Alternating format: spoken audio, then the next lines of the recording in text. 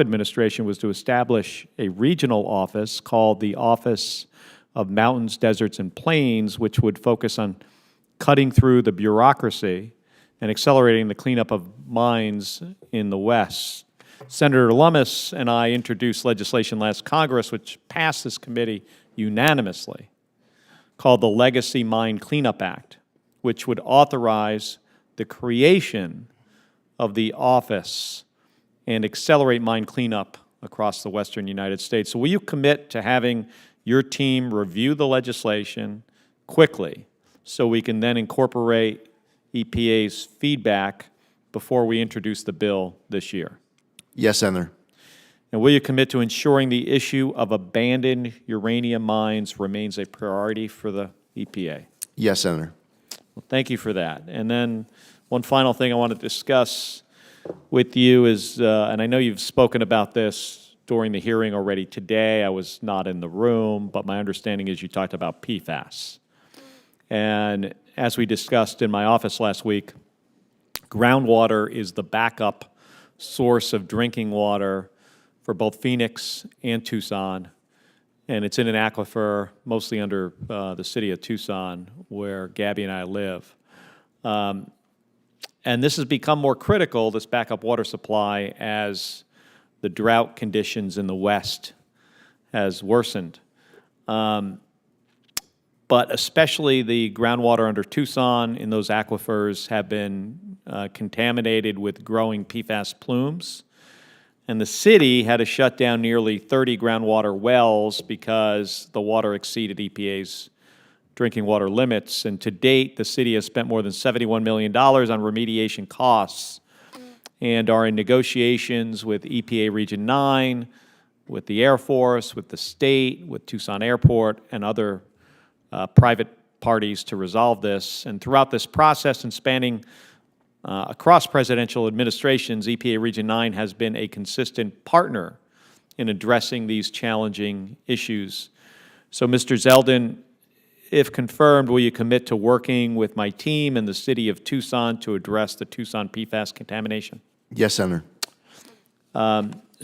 So thank you, Mr. Zeldin. Thank you for spending the time. I know this has been a long process and a long hearing. It's great seeing your family here, and look forward to having the opportunity in the committee and eventually on the floor for the vote. Thank you. Thank you, Senator. Thank you. Senator Ricketts. Thank you, Chairman Capito, for having this second round of questions. I appreciate it.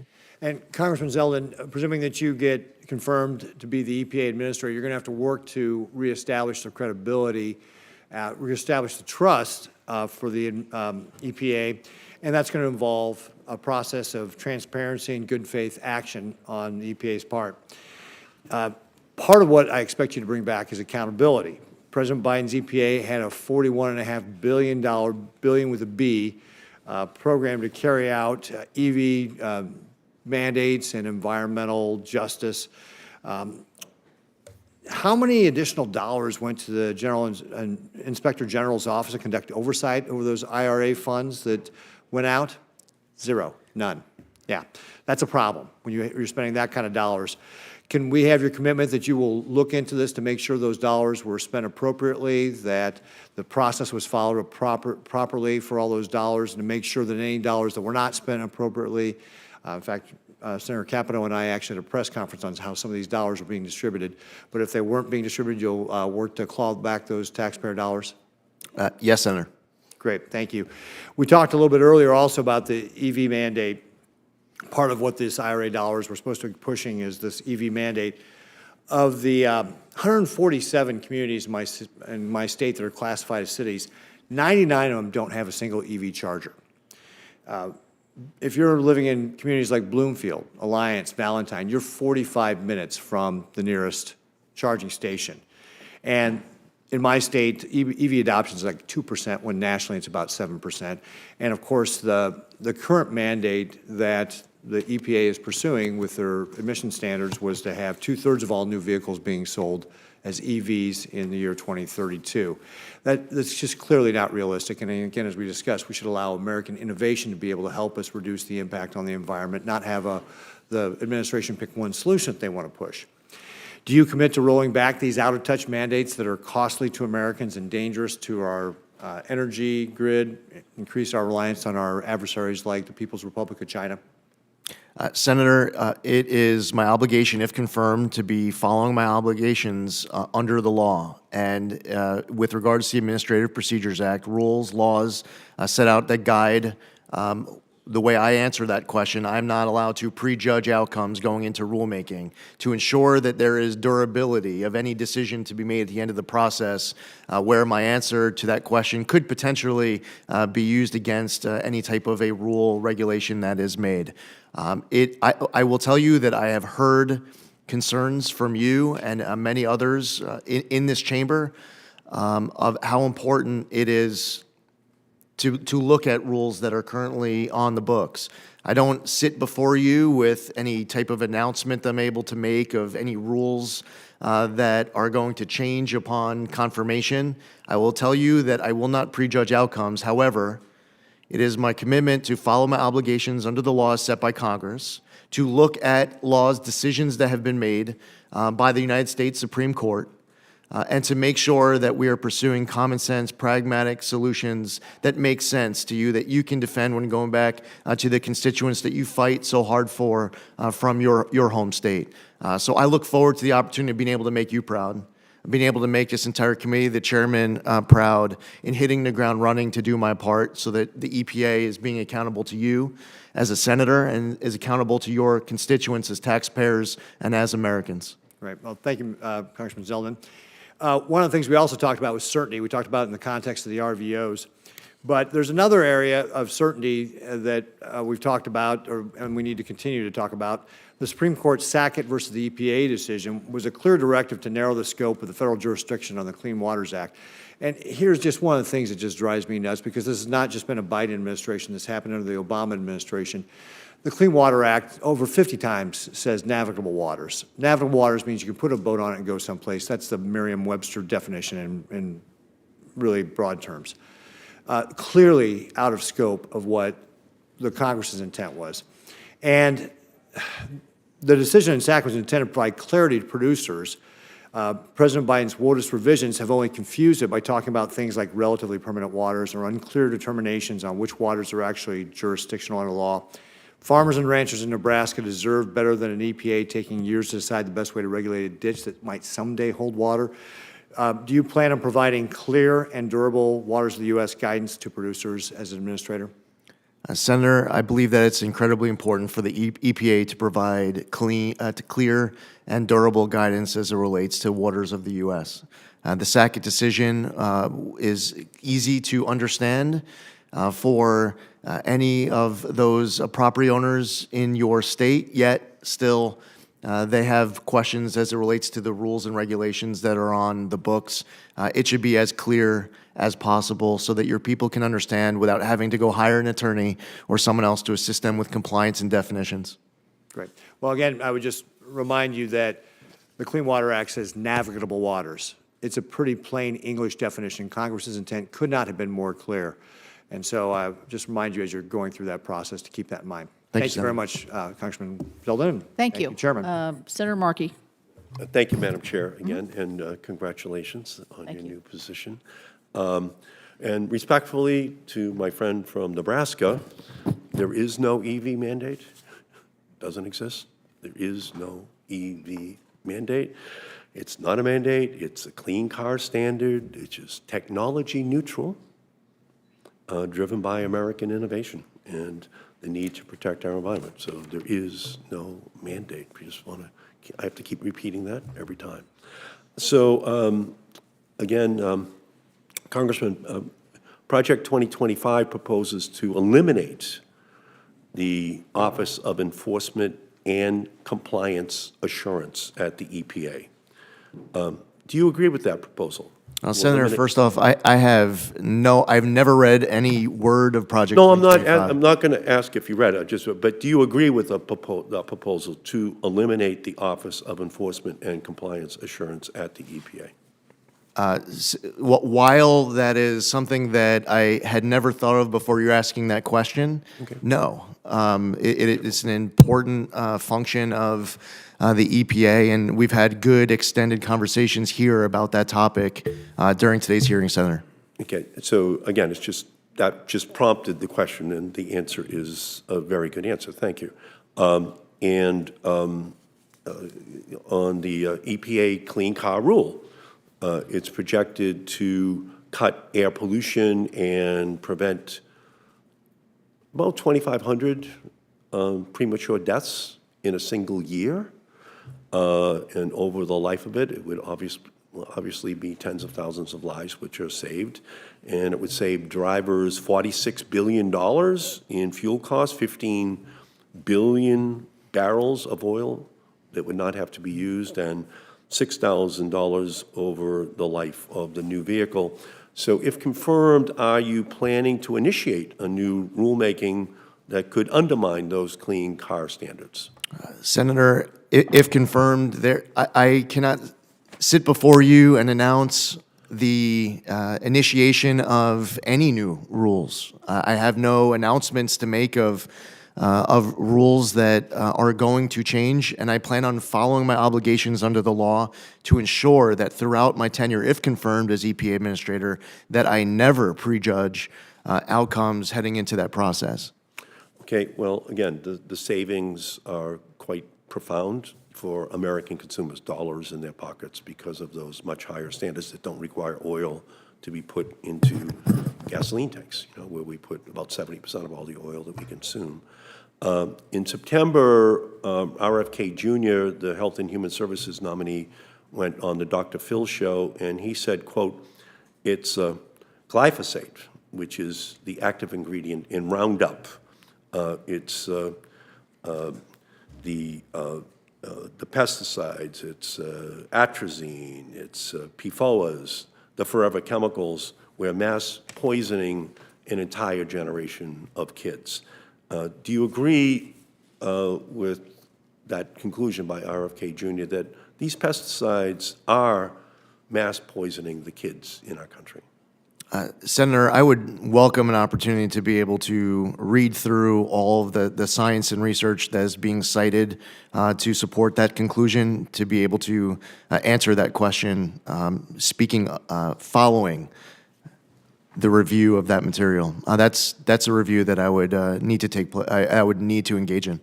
Yeah, it's obviously a very serious question, and it's one that hopefully would have the EPA working with HHS on a resolution of that issue. And in the 2.5 years since its passage, the Inflation Reduction Act has spurred the creation of 400,000 jobs and $420 billion in investment. 193 million of direct federal spending actually has gone to your former congressional district since 2022. So regardless of your stance on the bill back then, it did become law, and more than $68 billion has already been appropriated by the EPA from the IRA and the bipartisan infrastructure law. So are you going to ensure that EPA's ongoing implementation of grants, which have already been fairly awarded under existing laws like the IRA and the bipartisan infrastructure law, that they're not impeded or held up for political reasons? Senator, my commitment is to follow the law as it relates to so much of what's getting discussed during this hearing. That is the obligation that motivates me. I have to be prepared to sit before this committee and be able to answer questions as it relates to funds that have gone out the door, not just currently, but also in the future. It's important for me to get my hands, my head all wrapped around everything that's been going out the door. Senator, I was concerned when there was a video a few weeks ago of a political appointee at the EPA who was talking about how they were tossing gold bars off the Titanic to distribute billions of dollars before Inauguration Day on Monday. I don't know at all what grants were being referenced with that repeated comment. It was also referenced in that video that they were tossing these gold bars off the Titanic with an eye towards getting themselves jobs from recipient NGOs. I don't know what any of that's about, but that's concerning to me. I want to be able to answer to you and to answer to every member of this committee that I'm being a good steward of the tax dollars. Okay, well, I just want to remind you that 80% of all of those grants have gone to Republican districts. So, so that's, I think, something that you should keep in mind in terms of, I would say, the impartiality of what those decisions have been at the EPA. That's not just some ideological set of decisions if 80% of the money is going to red states. So I guess all I would say is I heard what you're saying, but I just hope you would resist the temptation to hold a witch hunt and to, break out the torches and the pitchforks to go after all these programs, because I think they must have been pretty fairly, given out if a blue presidency at the EPA, led to 80% of the money going to red districts. So is that I just want a presumption of innocence from you in terms of the decisions that were made on Right. these. Yes, Senator. I just want to be able to account to you. I appreciate that, but I just need your Yes, Senator. your assurance that you do assume that most of this was done fairly. Senator, I would only can assume. I can only assume as I sit here. Yeah. That upon review, that there will be. I will find out about all sorts of funding that went out the door that was following the law as written by Congress. All I'm saying is that I want to have the ability to sit before Chairman Capito, who's been very vocal on this issue, and be able to answer her question on a specific grant that she's spoken out about, or grants that committee members may speak about in the future. I just want to be in a position to account to all of you as far as the dollars being spent by EPA. I can only assume that there will be funding that will be, from that review, that will be in accordance with the law. So I'm going to go to Good. No, thank you. Senator Schiff. Thanks. Thank you, Madam Chair. Mr. Zeldin, although California banned the installation of lead pipes in 1985, the average home in South Los Angeles is over 70 years old and more likely to contain corroded lead plumbing than other regions in the state. Lead in drinking water, particularly from old pipes and plumbing systems, is a significant public health threat, especially for children. Out of the 58 counties in the state of California, Fresno County has one of the largest numbers of children with high levels of lead in their blood. In 2016, nearly 14% of children tested in one Fresno neighborhood had reported high lead levels. 25% of schools in Fresno reported finding lead coming from their drinking water fountains. 40 homes had lead levels above the federal limit. In October, the EPA announced new final regulations requiring drinking water systems across the country to identify and replace all lead pipes within 10 years.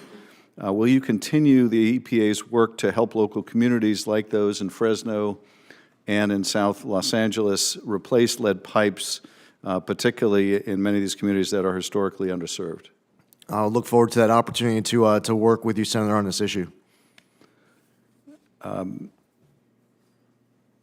EPA administers 12 geographic programs, longstanding geographic-specific programs that help protect local ecosystems and communities from climate change, habitat loss, and pollution. Their efforts to add the Salton Sea in California, which is an ecological disaster, potentially paired with the Great Salt Lake, which has similar ecological and health issues, as part of EPA's geographic program designation. If successful, that would mean revenues that could be used to mitigate that environmental hazard in a very neglected part of the state. Will you pledge to consider adding the Salton Sea to one of these geographic programs? Yes, Senator. I know from our conversation yesterday just how important this is to you.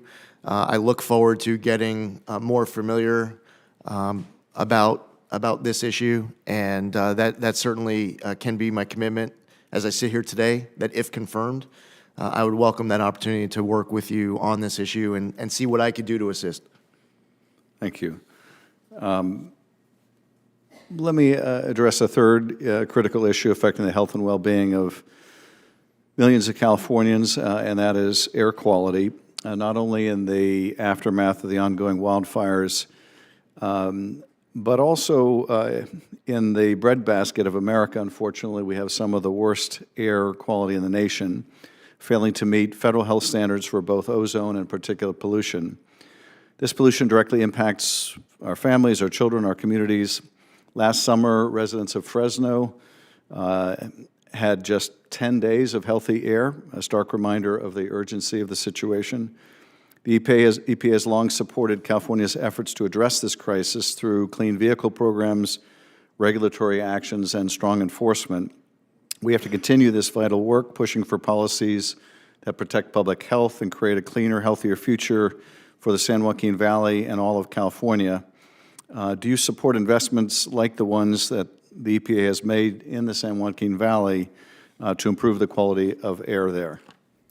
Senator, to the maximum extent possible under the law that I, if confirmed as EPA Administrator, can assist on this and all the other issues that you referenced here today, I would welcome that opportunity to be able to work with you. As far as specific funding commitments, I need to make sure that I'm following my obligations under the laws Congress sets out as to how funding should be appropriated so that I can account to you afterwards. So moving forward, if there's any funding now and in the future that EPA has an obligation to distribute to help with this, I welcome that opportunity. It's possible that I might need to defer to Congress to be able to give me access to funding for investments in the future, if that's part of what you're referring to. Regardless, you have my commitment to work with you on this. I appreciate it. Finally, one of the things that I found most striking as I have traveled around the state in the last couple of years, I expected, coming from an LA district, to get a full indoctrination on water and the competition between the cities and the farms over water, and I did. But what was more striking to me was just how many tens of thousands, if not hundreds of thousands of people in places like the Central Valley can't drink their own water. And here I'm not talking about lead, although lead is a problem there. But the flooding of dairy waste ponds into water wells, the depletion of the aquifers resulting in manganese. There are just thousands of people told you can't drink your water, you can't bathe in your water.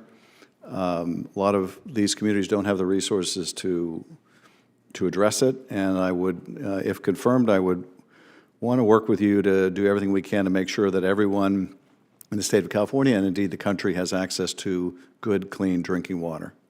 Yes, Senator, this is extremely important. No American should feel like a story they might hear about, read about of poverty in Iraq or Afghanistan. No American should feel like they are living in some third world country or some war-torn country. Every American should be able to access clean water, potable water, and that's something that I look forward to doing my part, if confirmed, to be able to work with you and everyone on the committee to ensure that we are delivering as a nation. Thank you, Madam Chair. Thank you. Well, I am going to bring this down to a close here. My office has received numerous letters in support of Congressman Zeldin's nomination as EPA Administrator, with more continuing to arrive. The sources of these letters demonstrate the wide-ranging support of Congressman Zeldin's nomination, so I would ask unanimous consent to enter these 27 letters into the record for all to see. All right, we're unanimous. So I would like to thank you, Congressman Zeldin. I'd also make just several quick observations. It's obvious to me in the testimony and the questions that you took a lot of time and effort through you and and the folks that were helping you to make sure that every member had access to you and had a conversation with you before you actually testified before the committee. I think that was definitely reflected in the tone and the substance that we saw here today. So I appreciate that. I know it's time-consuming and difficult sometimes to get on everybody's schedule, but I think you did a magnificent job here. And so without further questions, I would like to thank you and thank your family for being here and for your participation. Senators who wish to submit without written questions for the record have until 5 p.m. Tomorrow, Friday, January 17th, to do so. The nominees' responses to those questions for the record are due back to the committee no later than 9 a.m. on Tuesday, day after inauguration, January 21st. With that, I do look very much forward to helping to shepherd you. I think you've done an excellent job here today. You will be an excellent administrator to the EPA, and I fully expect that your confirmation will be very positive. Thank you very much, and everybody enjoy the day. Thank you. Thank you, Chair.